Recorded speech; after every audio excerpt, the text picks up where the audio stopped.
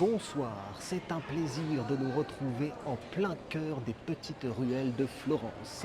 Et nous allons parler évidemment du Florentin par excellence. Si vous regardez bien autour de moi, vous aurez trouvé l'indice, bien sûr, la rue qui porte son nom est juste là.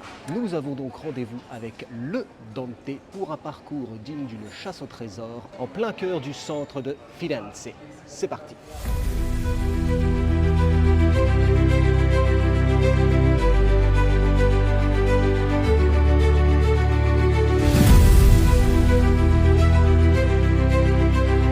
Et quoi de mieux pour commencer que ici, devant la plus belle statue du Dante, car il existe à Florence tout un parcours avec le Dante, l'occasion idéale pour découvrir évidemment les lieux d'inspiration du grand poète.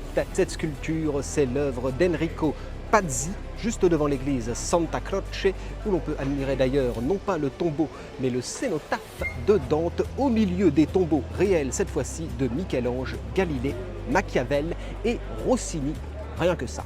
Le Dante, bien sûr, il est considéré comme le père de la langue italienne et sa Divine Comédie comme le premier ouvrage en italien moderne, composé entre 1303 et 1321. Il est inspiré notamment par le conflit entre les Guelfes et les Gibelins, Dante étant lui-même un Guelfe. Et il sera d'ailleurs banni de Florence pour cette raison. Après avoir perdu son deuxième procès, le premier le condamnait quand même au bûcher, finalement il s'en tire avec l'exil, ce qui n'est pas trop mal.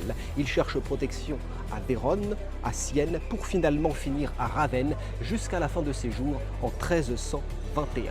Et ce parcours de Dante que nous propose la ville de Florence est tel un jeu de pistes. Il y a au total 34 plaques avec des citations de la Divine Comédie, du paradis, du purgatoire et de l'enfer. Et chacune de ces plaques est placée sur un lieu stratégique par lequel serait passé Dante, bien sûr, mais par lequel il aurait trouvé l'inspiration. Cela commence sur la Piazza del Duomo, la Piazza Florentina, la Piazza delle Signora et diverses petites rues qui traversent ce carré, notamment celle qui s'appelle aujourd'hui la Via Dante.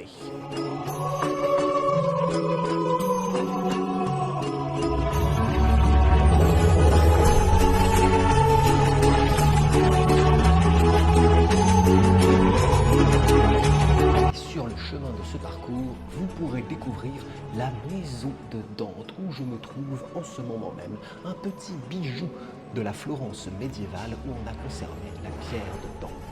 La maison originaire des Alighieri est donc toujours debout. Et un petit musée a été érigé évidemment à la gloire du grand poète florentin.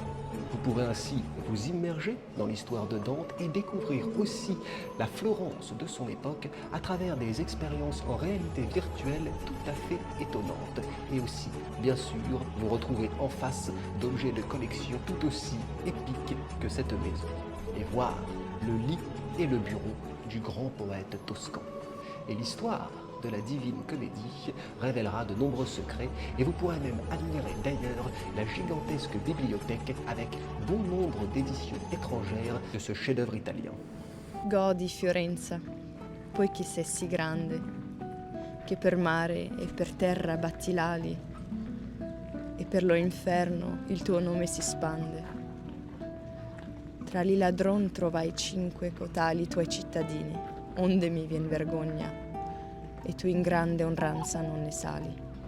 Se presso al mattin de ver si sogna, tu sentirai di qua da picciol tempo, di quel che prato non c'altri t'agogna.